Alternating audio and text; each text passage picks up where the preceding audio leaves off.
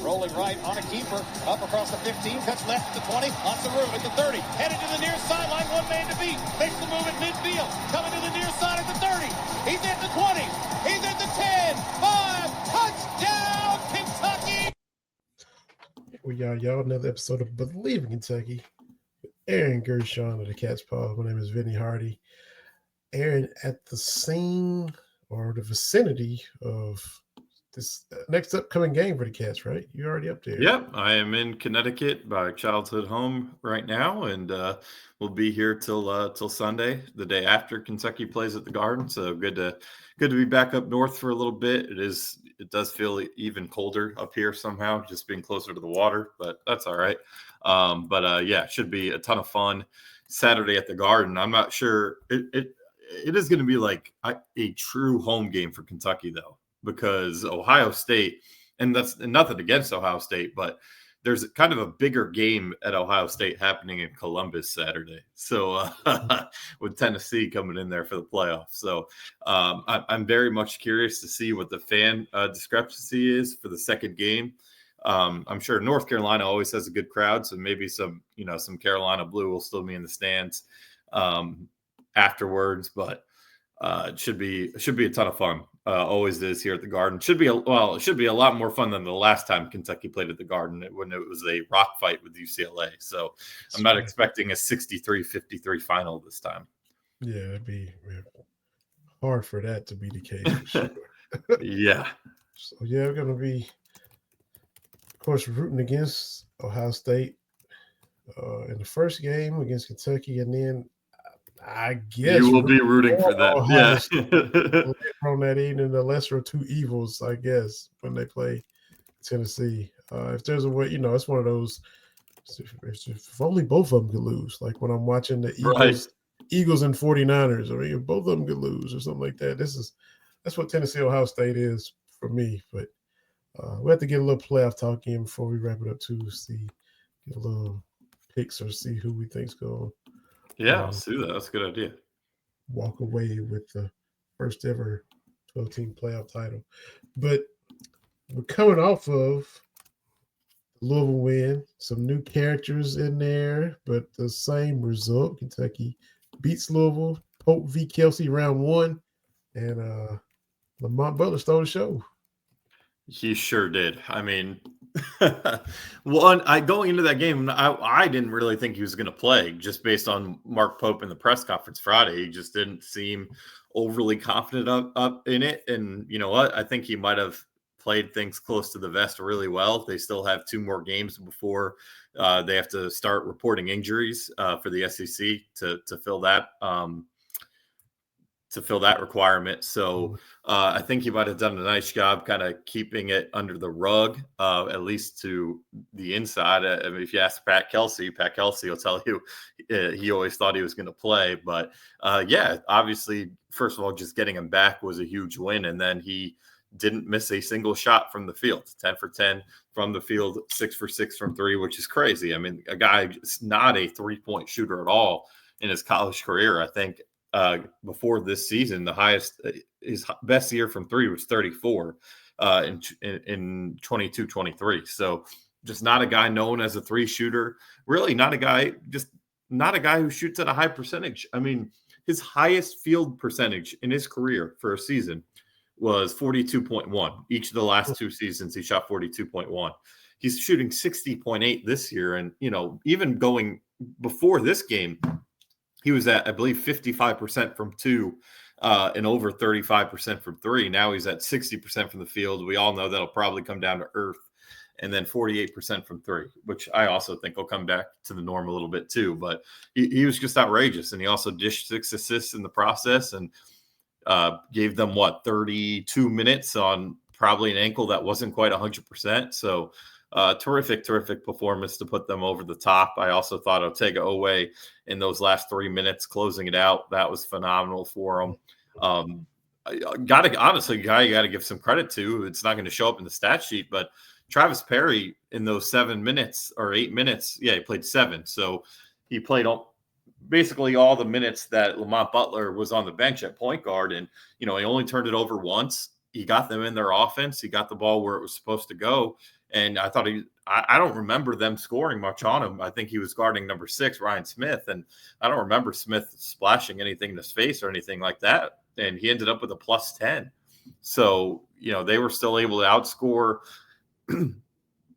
outscore Louisville by 10 points when Lamont wasn't on the floor, which is something you kind of hold your breath with a young freshman like that who hasn't played much at all. So I think you got to give a lot of credit to him. And, this offense played really well. They, you'd like to see them shoot more threes because they went 11 for 21. So they were shooting at a good clip.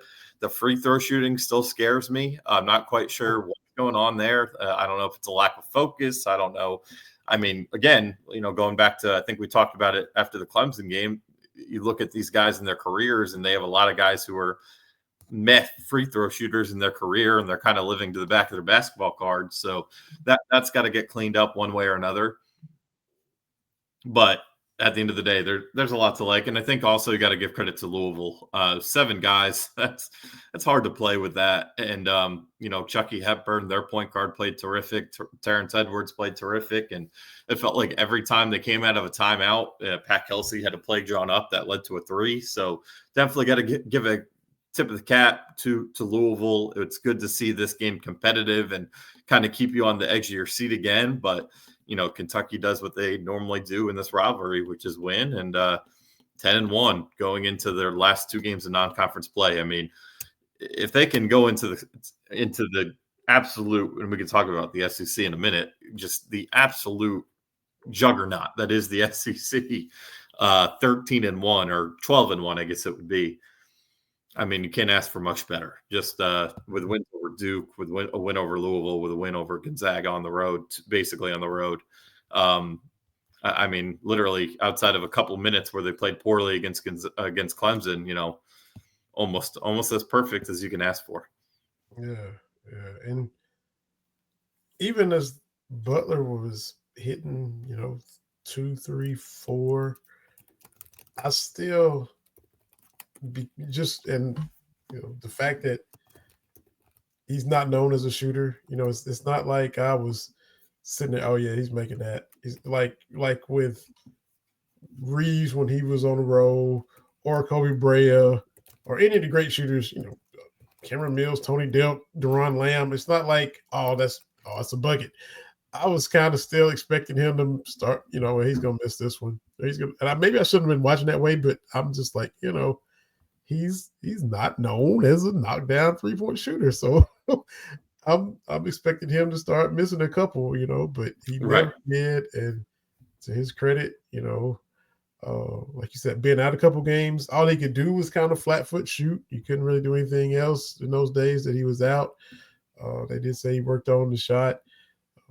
You're right, Hepburn was a problem. He was legit, and I think that did he play all 40 minutes or 38, 39? Man, he might. I know he fouled out at the very end. I don't know if he had played wire to wire until then. Let's see. He played 39. Yeah, he probably did play wire to wire. And that's with them being shorthanded, and he had something going on with his shoulder. At the beginning, he came in rubbing that shoulder. He took a fall, and he was rubbing the shoulder.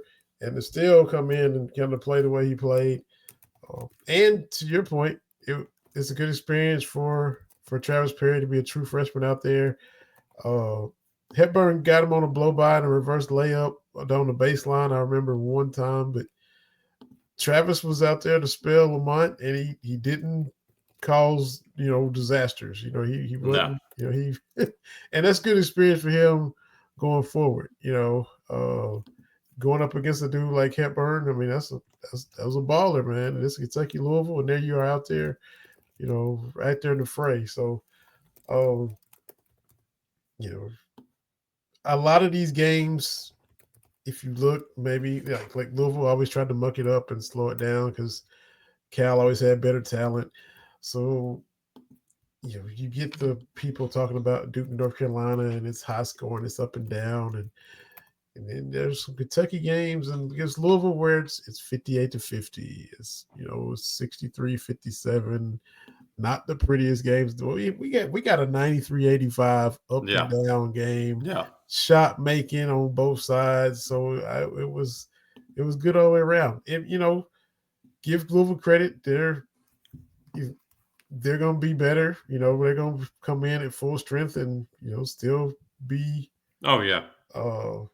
formidable. Like they said, he wants to try to win some. Of course they do. Talking with Mark's story earlier today, the game next year at Louisville is huge for them. If he goes down 0-2 in the rivalry, that's gonna be problematic for them. But Kentucky, more often than not, still has the upper hand. Louisville's never even won 3 in a row. They rarely win 2 in a row or at all. But even with the great coaches they've had, Denny Crum and Rick Pitino, and they all had losing records against Kentucky. So it was a fun day. He had a little dust up, a little scuffle even take place. And to me, maybe I'm wrong. If Brandon Garrison hustles that loose ball, this never happens. There's no way Smith should have beat him to that loose ball. He dove like Pete Rose, and Garrison was already there. Yeah. And, there's no way he should have. That wasn't even 50-50 ball, Aaron. That was a 75-25 ball. No, it was a 75-25 BG. But, and if he gets it, then, the rest of that stuff doesn't happen. And, the little whatever. It wasn't nothing, but it doesn't even happen if BG gets that ball, man. Yeah, no, it doesn't. And look, that was fun, honestly, man. And both coaches kind of acknowledged it too. It's not a rivalry game unless you have a little bit of something. So I didn't think there was any ill will on either side there. I didn't think really and Louisville fans were complaining about I think Garrison kind of like uppercut or something. It looked like he was literally just trying to get his arms down, and it happened to be there. I would be the first one to call him out if it looked dirty. I didn't think there was anything dirty in this basketball game. There was no Clash Peters bull going on, nothing like that. So just intense, two teams that really wanted it. And Kentucky really, I think the only time they ever trailed in the game was like 3-2. So basically led wire to wire, let Louisville cut it within 3 a couple times, but never let go of that rope. They just kept, just felt like it was like one of those games that Kentucky has been on the wrong side of recently, right? Where it feels like every time you go on a run, the opposition makes a big 3 to kind of take you out of it. And that was kind of what happened on this side of the coin, right? Where Louisville would go on like a 5-0, 7-0 run, cut the lead to 1 or 2 possessions, and then Lamont Butler would hit a 3, you get a breakaway dunk, Jackson would float a big 3 up there. So it was good to see Kentucky on the right side of that. And again, just continue doing what they usually do against Louisville on the hardwood. And, only 2 more games, which is crazy to believe, in non-conference before you get into this big bad SEC that literally, like, the worst team in the SEC right now is ranked 85 in the net. So at home, they're a quad 2 opponent. Oh, and they just beat Clemson, who beat you last night in South Carolina. So it's an unforgiving league. I mean, Kentucky's opener in league play is going to be Florida. I believe they're going to come into Rupp Arena undefeated unless they trip up to North Florida or Seston. Yep, those are their last 2 games. So in Seston, it was funny. I was watching the end of that Carolina-Clemson game, and LSU Seston came on, and Seston was losing 33-2 to LSU. So I think Florida will be fine. It's an amazing, amazing league. And literally, I think Joe Lunardi's bracket today had 13 SEC teams. Is that right? 13? I think so. Yeah. I'll check it real quick, but it's just 13 of 16. 13 of 16. I mean, that's insane. So literally every game is going to be a war. And Ohio State isn't a great team by any means. Now, Michi Johnson, a guy that Kentucky fans know well for kicking them in the butt the last couple of years, is taking a leave of absence. We'll see. He didn't play last night in their game against Valpo. We'll see if he plays against Kentucky on Saturday, and we'll see if old friend Aaron Bradshaw's ready. So you're looking at a team that's likely shorthanded regardless. But as Mark Pope pointed out today, they shoot the ball from three at a high rate. I think they're just over 40% from three. So Kentucky, the last two games, has kind of struggled with the three ball offensively or defensively. So, not a gimme game by any means at the Garden. One, I do think Kentucky should and will win, but not a gimme by any means. And then, you have one game against Brown, and then it's on, man. It's on. And, that first week alone, you play Florida at home. You go to Georgia, who's a very solid team this year, projected to be in the tournament. They're ranked 25 in the net. So that'd be a quad one game at home, let alone on the road. And then you go on the road, and Mark Fox going back there. I bet you fans of Georgia know that, and it's already Kentucky. So, that's a matchup that Georgia fans always have circled. And then go on the road to play Mississippi State, who's a physical bunch that brings back Josh Hubbard. So it's just the fun really begins then. But, one more big non-contest Saturday before we can get to that. Yeah. It's just unbelievable. I mean, it's crazy. Just, North Carolina's not great, but Florida went over there and got a win. And in Charlotte, Alabama already won in Chapel Hill. I mean, just yeah. And you look at what Auburn's been able to do. Tennessee's undefeated. They have some good wins on their resume. St. John's, Baylor, Illinois on the road. Like, those are good wins. Syracuse is down, and Miami is too. But that Illinois, that's a road game where you're number one in the country and the bullseye's on you, and they're gonna have that from now on until somebody beats them. But they still were able to quality team there. You saw everyone saw on Christmas what they did to Arkansas, and Arkansas, even to their credit, man, they're playing better. They just beat Michigan in comeback fashion at the Garden. Mississippi State, we know they're good. Texas A&M just got a huge win basically on the road in Indy against Purdue. It's just you can just go. Texas has some good wins on their resume. Oklahoma's number 14 in the country. They won the event in the Bahamas. They swept through that event. Missouri kicked the crap out of Kansas. Ole Miss is 10-1. It's just Vanderbilt is 9-1. Who they even? They beat TCU, beat Vatech. Who's their loss? Let's see. I'm looking through it. It's just a crazy league. It really is. It is Drake who's an undefeated team. So it's unforgiving. Drake better watch out. They got Doug Gottlieb coming to town this weekend. They'll win by 30. Somebody pull Adam Schefter off of old Dougie, man. But Doug asked for that, so yeah. He kind of got what was coming. He did. Yeah, he got some. Yeah, there was some karma there. Yeah, still doing your show and just it all feels like a PR stunt. Yes, for how do you spend it though? That's what I'm wondering. Awful. Yeah, that's gracious. Hey, y'all still be sure to subscribe and rate and review on whatever platform you listen to. If you watch on YouTube, subscribe. Apple Podcasts, subscribe, write a little comment, leave a 5-star, Spotify, whatever you listen. We definitely would appreciate it. Podcast been listened to in over 70 countries. Got Vol fans and Cards fans that are leaving reviews, and y'all can go in there and read them. So BBN, get it in and show the love. We appreciate it. Just helps the show grow, helps more and more people find the podcast. So rate, review, subscribe, leave a comment, tell your friends, follow us, all that good stuff, and we would definitely appreciate it. AG, man, we got it too. Before we get to the tracker for the portal, you got the exclusive, man, with Mark Pope for the Cat's Paw. So, man, so tell what you want. All the beans on that.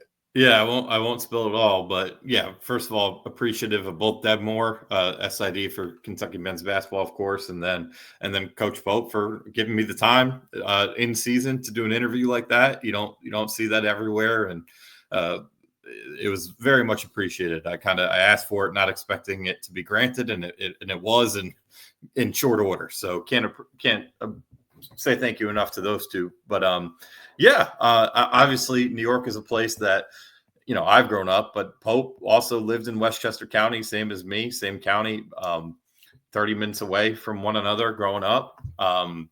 He was here from, I believe, 6 months old to 10, was with Coach P, who's obviously everything all New York, and came to the Garden. They played here twice during his tenure here. They also played at the Meadowlands 2 different times, including obviously the Final Four in 1996, winning the national championship. And then he was here as a part of the Pacers, playing against the Knicks in that classic 90s rivalry. So there's some really cool stories about that. And then also some really cool stories from his 1 year with the Knicks, where he didn't suit up at all in the regular season, but really cool story about how he tried out for the Knicks and got that spot that I think was the highlight of the story. So I won't go any further into that. But again, super appreciative of him on that. I believe, I know for a fact this is his first time as a head coach in the city. And then I believe it's only a second game as a coach, period, coaching in New York, the only time other being as an assistant at BYU, and that was actually at Barclays Center over in Brooklyn. So first time at the Garden as a coach, let alone the head coach of Kentucky. So I know it's something that means a lot to him that he's looking really forward to doing. And I was kind of glad to be the first one to kind of talk to him about that and get the story out there. So, I hope everyone that checks it out, whether you can find it on catspaws.com, 247 affiliate, it's going to be the cover of the next magazine here that'll be out, should be in mailboxes by Monday. You can subscribe to the magazine itself virtually. So different ways you can access it. But I think it'll be well worth your time, whether you do it now before the game or after the fact. Yeah, good stuff, man. So congrats on being able to get the access and get that interview nailed down with Coach. Like you said, mid-season, everything going on, and we get that one-on-one, man. That's cool, man. No, I appreciate it. Yeah, again, super thankful for them letting me do that in season. Was just not expecting that to be granted at all, but very, very much appreciated. So good stuff. Everybody check that out at thecatspaws.com. Like you said, if you don't get it before the game, after the game, or it's coming to your mailbox, just go and go right to it for sure. Yeah, I was just thinking about that. Like you said, that winning time, that 30 for 30 with Reggie Miller, that was Pacers Knicks. Yeah. Yeah. So right there in the 90s, man, that was. Pope got to be on both sides of that, being a Knick and a Pacer during his 6 seasons in the NBA. Man, you doing way better than a lot of us, especially me, when it comes to this portal. Because I'm not gonna lie, it's hard, man. I haven't been sticking to every move, every addition, every departure. The big names left. I told you last week, I was kind of like, man, Mike Stoops got to show me. And, the linebacker from Marshall, and that's cool. Lineman from Arkansas, but you've been on it. Every addition, all the departures. So, what's the latest with the portal, man? Yeah, it is crazy. Hard to keep up with. Totally get it. I struggle too. But so far, Kentucky, as of tonight, is up to 5 commitments via the portal. 3 of them on the offensive line. All much needed. You get 2 tackles so far. Of course, both have very hard names to pronounce, but I'll get it eventually. Wallace, I believe it's Unama, I'll get it right eventually, but he's a right tackle from New Mexico. Spent 2 years at JUCO. Now that's going to be interesting. So as the current rules are, he would have 1 year of eligibility left because he played 2 JUCO years. He redshirted 1 at the Power 5 at FAU, or Power 4, I guess, and then played last year at New Mexico. So I would believe that would make it that he only has 1 year of eligibility remaining. But now there was that lawsuit today that ruled in favor of Diego Pavia, the quarterback at Vanderbilt. And that basically, I have to go back and read it, but I believe the general understanding is basically JUCO years are not going to count toward your NCAA years. So that might mean he'll have 2 more years. I don't know. Well, I'm not even going to get all into that, but as of now, a guy I believe has 1 year of eligibility left. New Mexico had the number 4 rushing offense in the country last year. So you pluck a starter from that line. Then Alex, I'm not even going to try the last name, but Alex Wool something.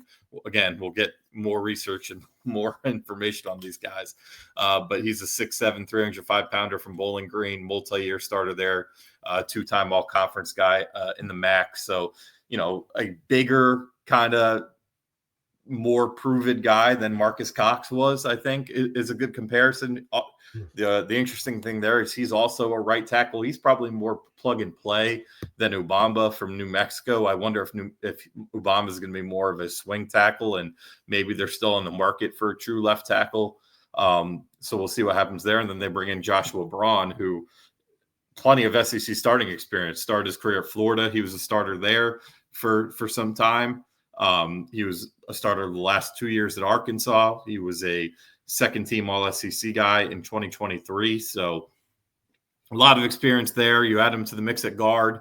Dylan Ray hit the portal today. But I honestly think that this means Jagger Burton and Jalen Farmer will be kind of Baron plays more at the left. He's played more, he's played more right guard recently. So Jalen Farmer played right guard and played it at a high level. So I would think that you'd probably swing Farmer to left, or at least he's competing with Jagger Burton for that starting job. But you add Braun, he's a plug and play starter probably at right guard. And then the 2 other commitments so far, Sam Green, outside linebacker from USC, kind of just started earning playing time last year as a redshirt freshman.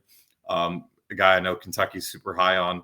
Kind of have to redo that whole edge room just with J.J. Weaver graduating. Noah Matthews is in the portal. Who else is in the portal? Tyrese Fairbury. So Caleb Red, a freshman that redshirted this past year that thought maybe he could be a future piece of that room. He's in the portal. So kind of redoing that outside linebacker room.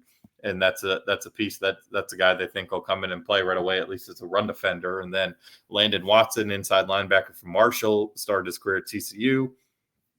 Really, he didn't play much at all the 2 years at TCU.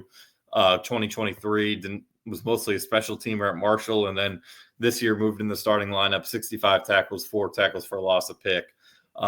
So he's a guy that'll either you lose 2 starters at inside backer with Derek Jackson and Jamin Davis-Johnson. He'll either plug and play, or he's competing for a starting job with the likes of Davion Raider, Alex Fari, and maybe they're still looking for one more inside backer in this portal cycle. So those are the 5 on the board right now.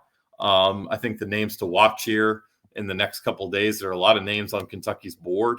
But the names that are probably closest to a decision are Zach Calzada, the quarterback from Incarnate Word. He played 3 years at Texas A&M. He started 10 games in 2021. If you remember that game down in College Station against Alabama that year, that was a game that A&M won on a walk-off field goal, stormed the field. Calzada was the starting quarterback for that one. I believe he won SEC Player of the Week that week. So a guy with a lot of starting experience. Went to Auburn ahead of the 22 season, got hurt.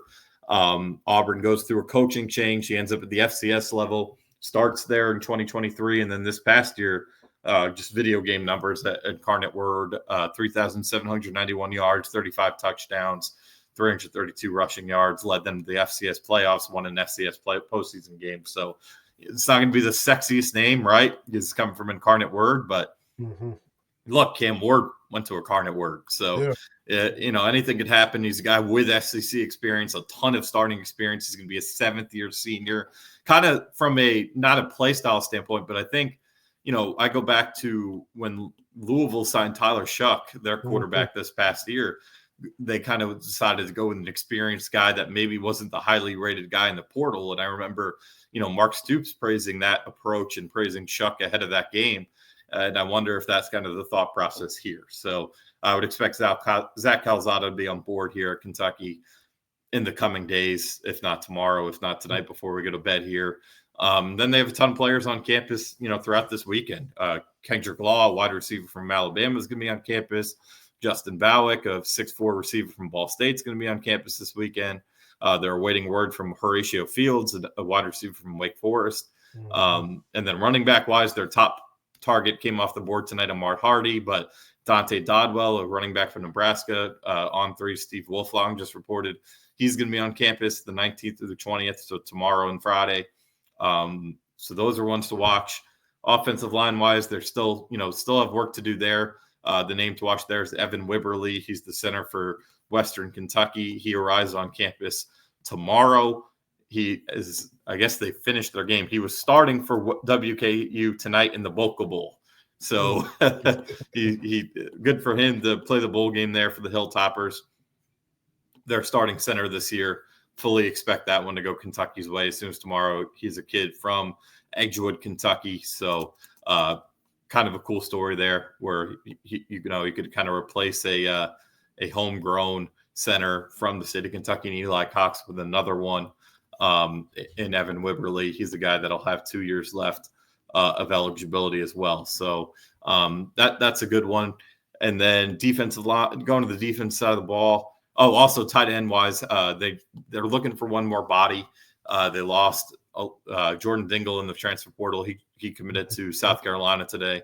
They lost Kamari Anderson in the portal. They lost Tanner LeMaster in the portal. So the only tight ends on the roster right now are Willie Rodriguez, Josh Caddis, and then Mikael Skinner, the true freshman. So I think they're going to try to get one tight end in the portal. Henry Boyer, a transfer from Illinois, more of a run blocker than anything else, 6'6", 270. That's the guy to watch. That one could pop any day now. And then we could just wrap up with the defense here. It's rapid fire, but they will definitely have 2 visitors on campus this weekend. Or actually, Jaden Williams, a defensive tackle from Wyoming, was on campus earlier this week. He has other visits. Actually, I'm sorry, I'm not sure when he's on UK's campus, but this week had Kansas State, Arizona State, Kentucky lined up.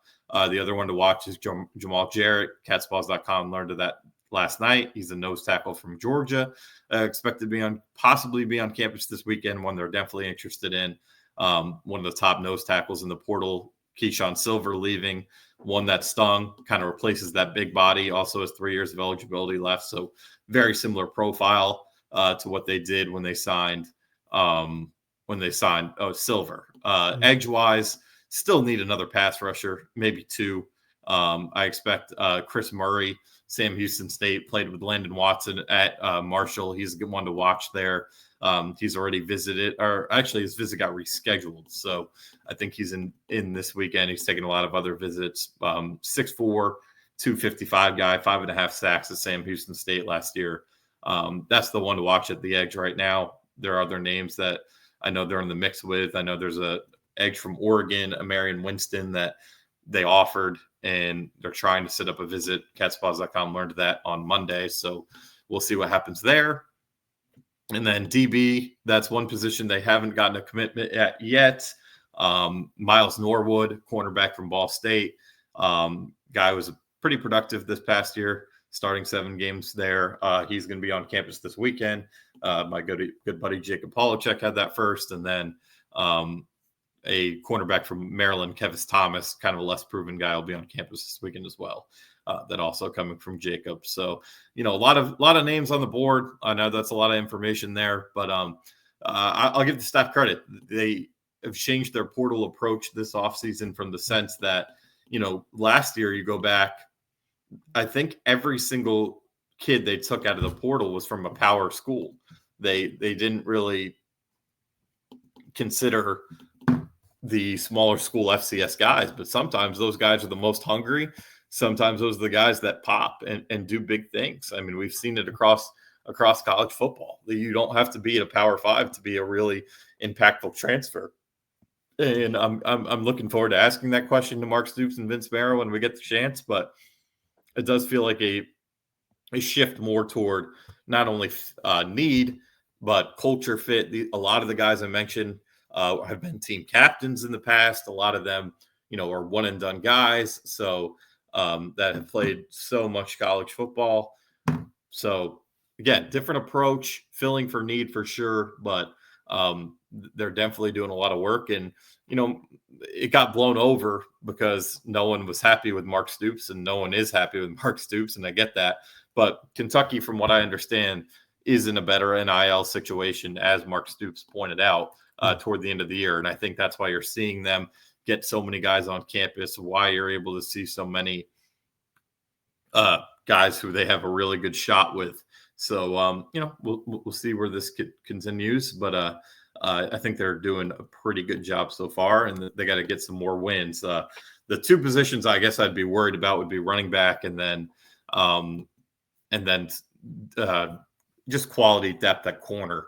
I think those are the two where they've probably seen some guys come off the board that they probably should have been after already. The portal does close on the 28th for non-graduates, and then it'll reopen again.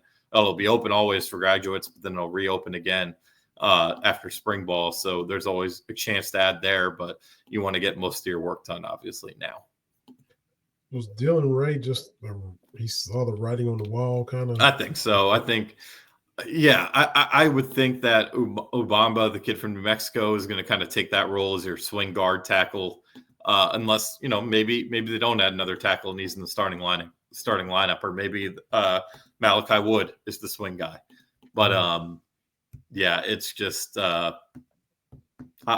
it's just, I think he saw the writing on the wall, like you said. And look, you need, in this day and age too, you need the attrition. Adam Luckett's the king of the spreadsheets, but I made one of my own. And, I still have, Brock Vandegrift hasn't formally announced anything, whether a certain Twitter account says so or not. Yeah. Maxwell Harrison hasn't come out and said anything. So, for now, I have them on my spreadsheet just because they're not officially on, off the board. But Kentucky, as of right now, is 77 scholarships allocated. It'll probably be, the number's probably more like 75 with those two guys off. They can go into spring camp with more than 85. I think they could have as many as they want. But then after spring ball, and by a certain point, I don't know the exact date, you have to get it down to that 85 scholarship number. So that means they're going to need, because there's no way they're going to take, they're definitely taking 8 more transfers. I think they're going to take more than that. So I think they're going to probably go into spring probably at 90-ish scholarships, and they're going to need more and more attrition. And, Dylan Ray coming off the board, off their roster makes a lot of sense. And, there are a lot of other names you go look up and down the roster, and you can definitely see them being departures, before this cutoff date of the 28th or after spring ball. So where can everybody go to find your transfer portal tracker? Yep, catsballs.com. It is free.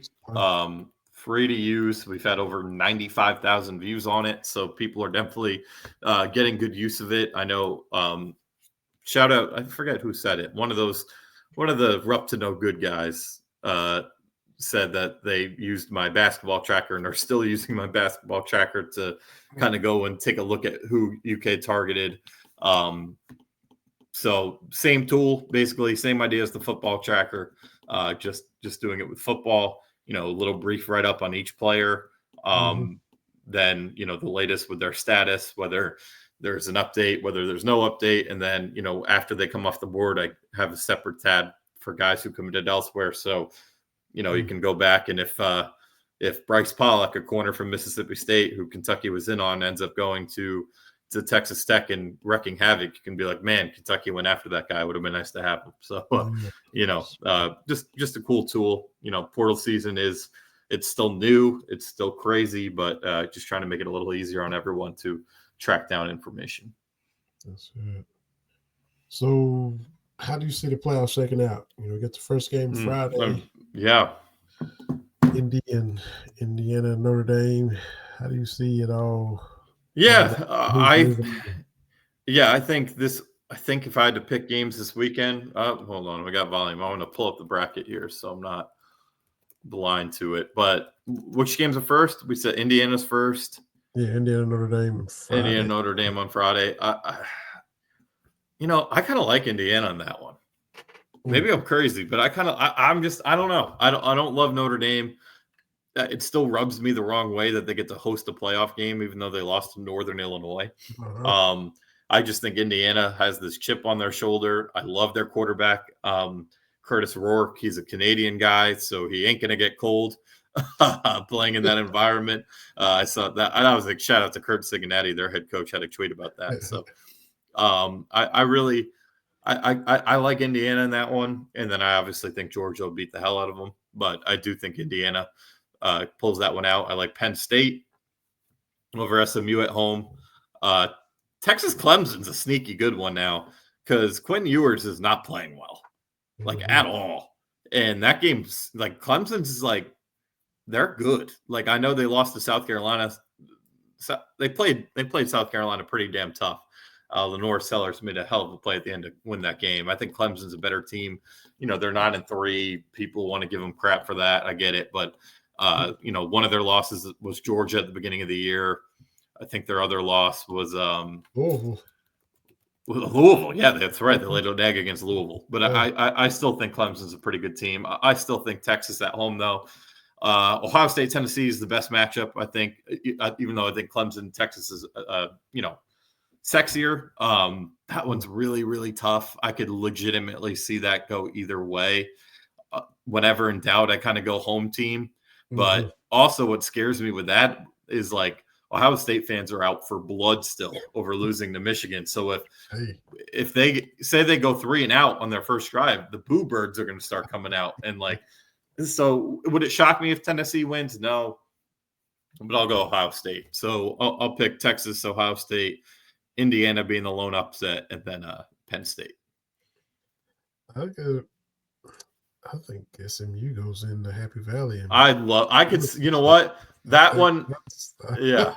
I mean, look, I'd never trust Penn State in a big game, and they were given a gift with this bracket, and they don't deserve it because they haven't beat anyone this year. Yeah. Their best win is crappy. I don't even know if they beat Michigan this year, who's not good this year. Yeah, they beat Michigan. No, that wasn't this year. Who's their best win? They beat USC barely overtime. They beat Illinois. You could argue Illinois is their best win. Yeah, it wouldn't surprise me at all. Yeah, it wouldn't surprise me at all. But I think, SMU in that environment, I don't know. Everybody immediately, you know, they got the easiest, they got a cakewalk. And look, we saw Kentucky with cakewalks. All you got to do is beat Kansas State. All you got to do to, you know, the path to the Final Four was there. We saw it with our own, you know, own eyes a couple times. I know football and basketball are different. This has never been done before, right, to this format. But you know, SMU battled. I mean, you talk about Clemson's good. SMU battled all the way back, and they absolutely could have forced overtime. Yeah. They just screwed it, you know. So I don't. Maybe they go into Happy Valley and just fold, but I don't. I see them kind of going in and not really, you know, being intimidated and all that. But we'll see. I'm picking them for the upset. I guess Notre Dame, and then I'm gonna go Texas and Ohio State for the rest of the way. But I think Oregon ended up winning the whole thing. I think they paid to the. I know they're number one, undefeated. A lot of pressure to finish it out. We've seen the Patriots not finish against your Giants. Yeah. So I like Georgia. I definitely like Georgia beating Indiana in my hypothetical. I think Boise State's going to beat Penn State or SMU, and then I think Georgia wins that, gets to the championship game. On the other side, I think Texas gets through and then beats Arizona State. Oregon beats Ohio State. Oregon beats Texas. I think it comes down to Georgia and Texas Georgia and Oregon. But I said it after that Georgia Tech game, which was, I think that was my favorite watch of the year. The Georgia Tech, Georgia. Georgia's going on a magic carpet ride. Like, I just feels like it's happening again. And they were counted out. This is the worst Georgia team of the Smart era since 2016. Carson Beck sucks, blah, blah, blah. That is just nightmare fuel. And you know if they go and win that national championship, you're going to have a player on the field. Well, they told us they were going 3-9. That's right. So I like Georgia winning the whole thing over Oregon. Yeah, it could easily be that way. Sure could. So, man, I think we crammed quite a bit into these 45 minutes. Enjoy your time. Appreciate that. City in Connecticut up north, man. And looking forward to, you know, seeing the Cats handle business against Aaron Bradshaw and whoever else they roll out. Yeah. And, then we get a little downtime and we'll see them with Brown New Year's Eve. And, like you said, conference play is coming, man. Oh, man. It's going to be so much fun. So much fun. everybody's gonna be taking blows. So yeah, it's gonna be. I mean, it's gonna be like the SEC in football, where you just anything can happen on any given day. It might even be more so. It's just gonna be like baseball almost. SEC baseball. Yeah, that's a good point. Yeah, it's gonna be 3 games set against LSU, then 3 games against Mississippi State. It's going to be all out war. It's going to be awesome. So looking forward to that. But like you said, big game at the Garden. A chance to go 3-0 in your neutral site games. Yeah. I'd love outside in 2015. When have they done that? So super exciting opportunity, and we'll see what they can do here at the most famous arena. That's it, man. Enjoy it. We'll be checking out the coverage. Everybody go to Cat's Paws and check out AG. Go to bleed.com and check us out. Got all our content there. All the other teams are there too. If you're NFL, go check out all the stuff Believe has, the whole network. And look, we'll be back in the coming days with another episode. Everybody be safe, stay warm. For Aaron, this is Vinny for another episode of Believe in Kentucky. Go Cats. We'll holler at y'all next time.